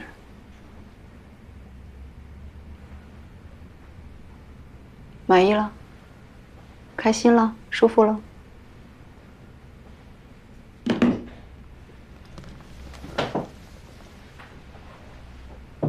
哼，现在最开心的肯定是鲁冰冰了。有几滴猫尿。他本来啊，就想弄走那个实习生，压压你的威风，顺便在肖红雪面前卖个乖。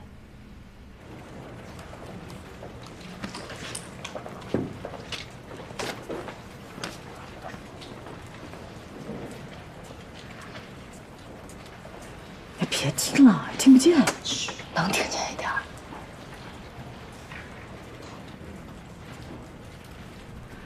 这下可好了，一锅端，把陈开一给批到墙角去了。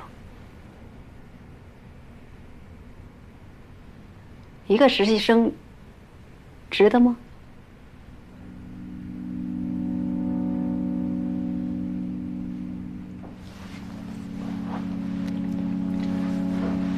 受人之托，忠人之事。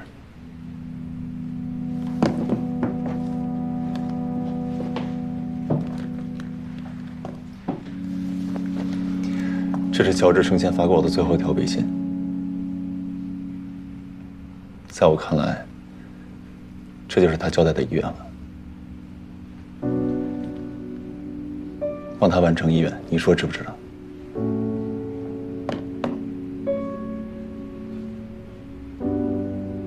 李娜的底细我已经调查清楚了，她确实帮过乔治，但具体怎么回事，我现在还不能说。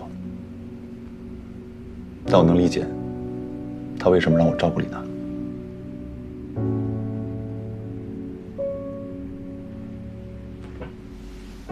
金敏，我希望你能保密，不只是为了我，也为了乔治，可以吗？保密是可以，接下来怎么办？你们整个专题组走了，陈开一怎么办？还有整个盛装怎么办？你想过后果没有？没办法，没别的选择。你太意气用事了，最后折磨的人是陈开一。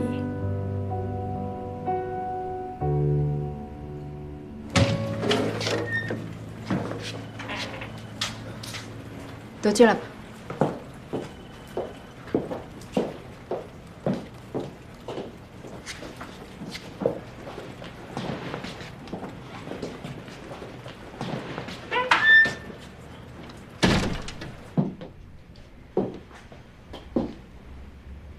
你们的辞职申请，肖红雪批了。这么快就准了？后悔了？没有，就是有点意外。我不批。什么意思啊？我不批准你们辞职，回去上班吧。这合适吗？你们真的要辞职吗？也不是非得要辞职，主要是今天都已经闹成这。金总监，我就直说吧，辞职肯定是一时义气，但我们也不至于后悔。就是事儿都闹这么大了，你不批准，管用吗？接下来的事是我的工作，跟你们没关系，回去上班吧。愣着干嘛？严凯，带人走。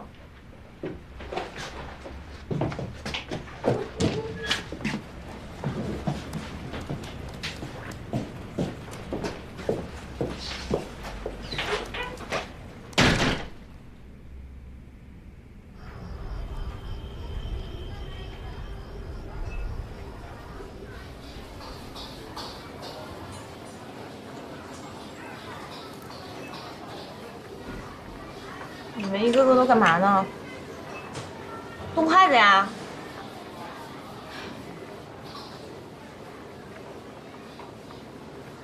要不咱们喝点儿？服务员，上半打啤酒。哎，好嘞，稍等啊。不喝了，回家还得看孩子呢。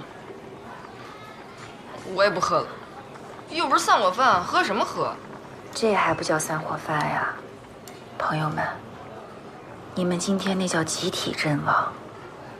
唉，真是辞职一时爽，辞完火葬场。不是你激动什么呀？你又没辞职。是啊，我也想去暴打鲁帽子一顿。哟，你就算了吧，晶晶，你就好好跟你家鲁帽子干，以后保不齐我们在座所有人都得靠你救济呢。哎，我说真的，要不是欣姐今天给我使眼色，我也冲上去了。你们要都走，我也一定走。我也是，走，一个个都走。我们现在问题是想想后面要怎么办。那个秦敏说的话管用吗？谁知道？反正啊，咱们今天是玩大了，连个台阶都没有，怎么下来？秦敏肯定是指不上的。我不是说他不帮忙啊，就是现在这种情况，说难听点儿，他要是替我们多说几句，我觉得肖红雪没准连他一块儿开了。哎呀，冲动是魔鬼啊！我现在终于明白了，什么叫人为刀俎，我为鱼肉了。现在问题是我们这些鱼肉一个个往人家刀上凑，生怕被剁得不够惨。服务员，酒呢？我们刚不是要了酒吗？哎，来了。别喝了。来了，不好意思啊。今天是我对不住大家啊，我先干了。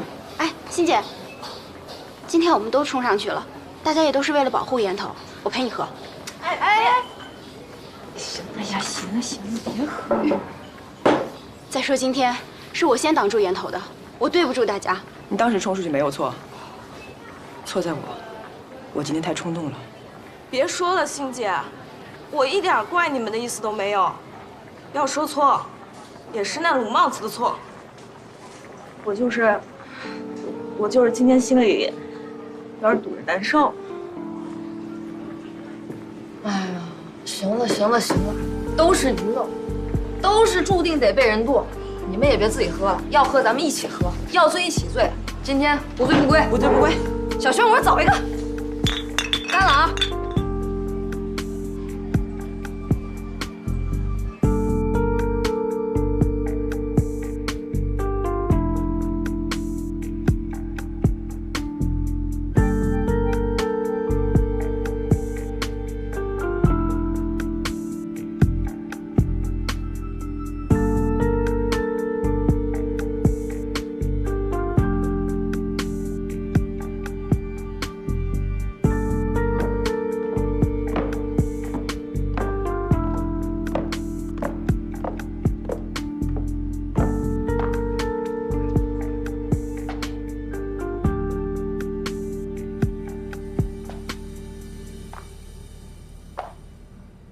怎么还没走啊？等你啊。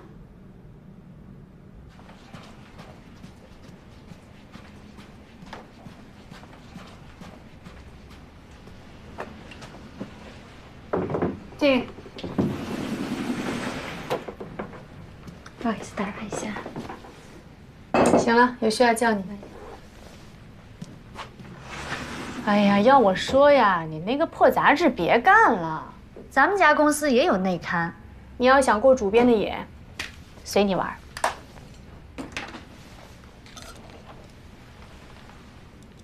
呀呀呀呀，这把你给殷勤的呀！你就那么喜欢那个破杂志啊？那咱们给他买了，多大个事儿！你现在说话怎么跟暴发户一样？暴发户怎么了？你姐就是个俗人。不是我说你，你说你长这个样子吧，要不是你这张口无遮拦的嘴，你现在怎么还是一个人？啥意思啊？现在想娶我的人，门外站了2条街了，你知道吗？啊，是。我都看不上，好吗？什么东西都是。哎，那个丽莎集团的二儿子，天天追我，跟着我屁股后面。哎呀，月月，小月月呀，你去哪儿呀，小月？人家都是。哎，我改天带你去认识认识他。我要的东西呢？你这个小兔崽子，你就不能陪你姐聊聊会儿闲天啊你？先给我。哎，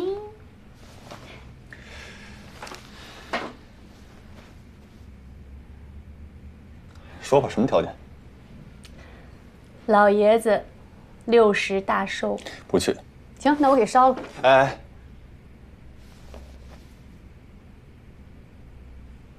姐。叫我什么？姐。叫姐姐。姐姐。行了，哎呦，让你肉麻死了我！我告诉你，我不吃你这套啊。跟你说正事儿啊。哎呀，老爷子最近呢身体不是很好，半夜总是咳嗽，睡不好。我觉得你应该回去看看他啊。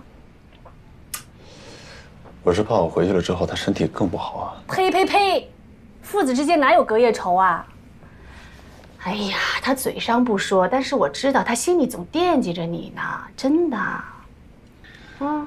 哎，我回去能说什么？就还是那3件事呗，家业、产业、相亲，这3件事我都做不到。我告诉你，小凯啊，你就是从小被咱妈惯坏了。行，要不这样，你呢人回去什么都不用说，一家人吃个饭就行了，礼物都给你买好了。不敢买贵的，怕不像是你送的，这可以了吧？那我要东西呢？那就是你答应了。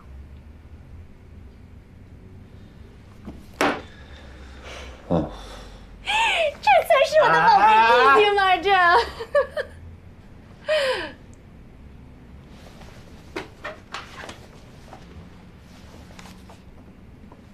我给你搞这个东西费死劲了，你到底查什么呀？小凯，我告诉你啊，你要知道深浅啊，有些人有些事儿不能招惹。咱们家是有点身家，但是比咱们家拳头大的人多了去了，知道吗？嗯。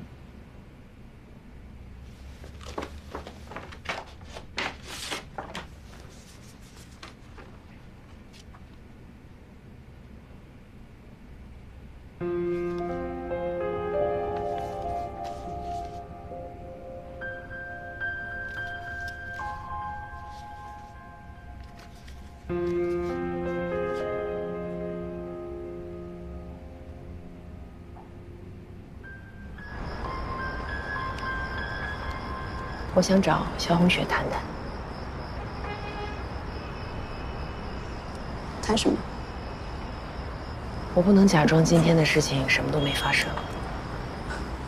你希望谈出什么结果呀？也许我可以让步。保专题组，我什么都不做的话，会让人寒心的。你拿什么东西去让步？如果你是我，你会怎么做？你知道答案。持久的忍耐比我想象的难很多。你跟萧红雪是零和博弈，要么全盘输，要么全盘赢，没有第三条路可以走。为什么我和乔治能共事，和萧红雪就不能呢？看来，你是想在我这儿再确定一下你的判断。显而易见啊，不把你赶出局，这萧红雪就没法真正的掌握杂志。她没法容忍表面上的权利，她跟乔治不一样，她要的是全盘掌控。就算他能容忍，他背后的人也不会让他容忍。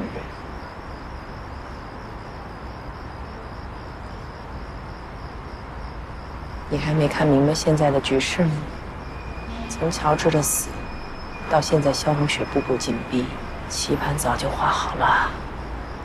我跟他只不过是棋盘上的2颗棋子而已。裁员、查账，我猜他们接下来第3步就是把我彻底架空。他们一定会让萧红雪去抢时尚盛典的控制权，因为在他们看来，时尚盛典是我用来自保的最后的筹码，一旦失去，我就只能乖乖出局。那你打算怎么办？难就难在我现在什么都不能做，因为整件事情我还差一步没有看清，就是他们把我赶出局后，他们要把盛装带去哪里？比起这个，我更想知道这个他们是谁。这2个问题其实是一个问题。知道了他们是谁，也就知道了他们到底要对盛装做什么，反之亦然。那你去找萧红雪聊，就是想让她知道你们现在的处境？不，我必须让她以为我什么都不知道。明面上我的对手只有一个，就是萧红雪。棋子是不应该知道棋盘的存在的。照你这么说的话，萧红雪就是唯一的突破口了。所以，我想请你去帮萧红雪。什么意思啊？如果我现在开口保专题组，那我就一个都保不住。今天你不批准他们辞职，我猜你已经准备好了。最后无非是用你自己辞职去换他们。但是如果你不是萧红雪的人，你就算把自己开了，你也一样保不住他们。今天专题组来辞职之前，我已经把我自己写在这个裁员名单上了，我也没办法。萧红雪现在最需要的就是笼络住人心。鲁彬彬就是认准这点，上蹿下跳，唯恐天下不乱。但是你可比鲁彬彬有分量多了。既然他要人心，那我现在能做的就是把所有的人心让给他。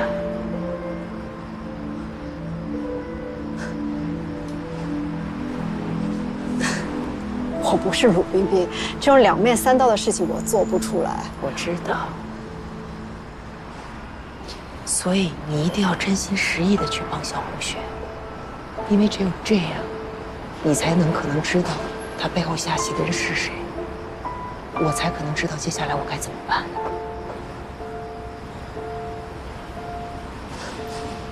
我要去帮萧红雪的话，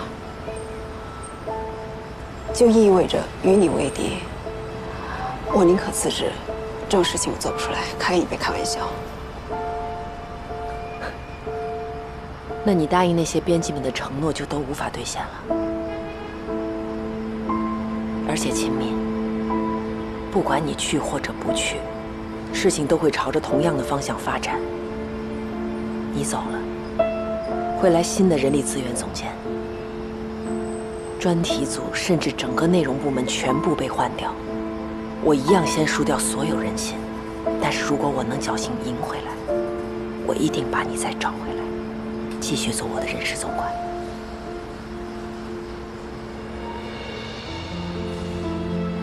没有其他办法吗？没有。我想想。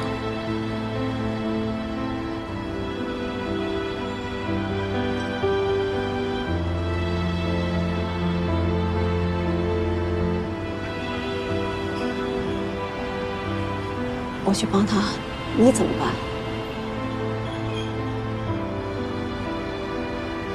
我会失去严凯，失去玛丽，失去所有人。我会继续输下去，直到让他们以为我再没有还手之力。然后呢？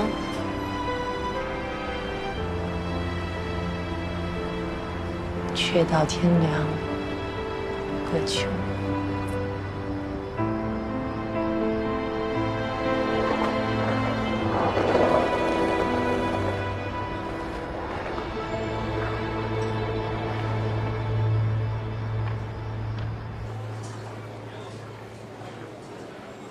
手机，手机。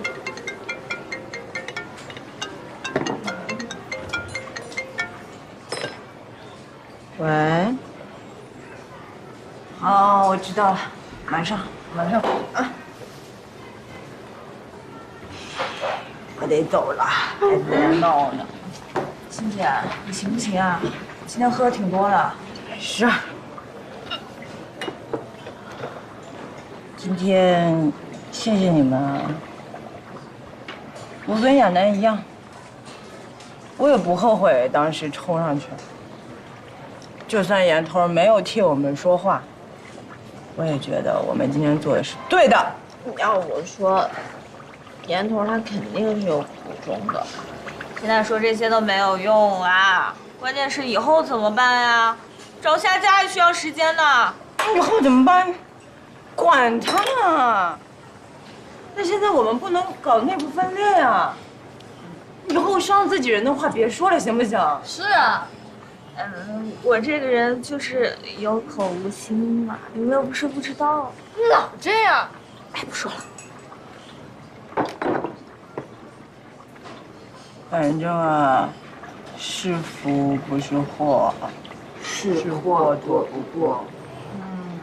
自打萧红雪来当主编那一天起，干这一仗，操完事儿。但是既然选择了跟岩头站在一边儿，就要赢得起，也要输得起，对不对？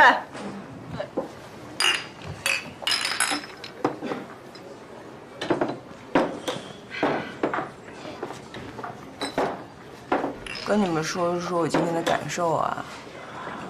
我以前啊，觉得我特现实，但是今天突然发现。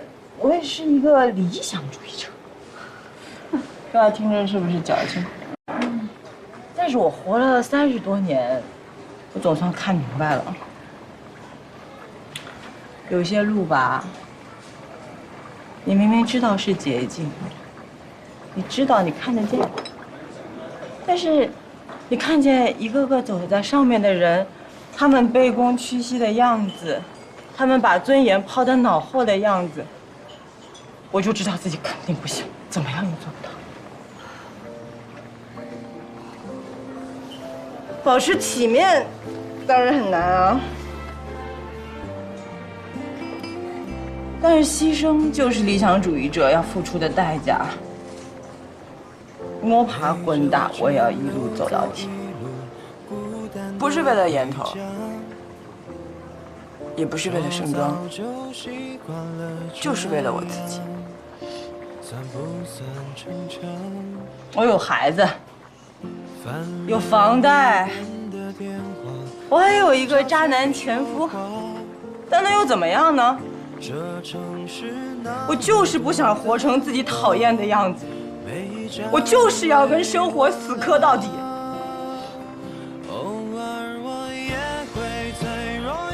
你们都比我年轻，还有个选，不管以后你们怎么选，你们都是我一辈子的姐妹。我也不管以后会变成什么样子，会变成什么样子谁知道？但是今天，我发誓，我会记住今天你们一个个的样子。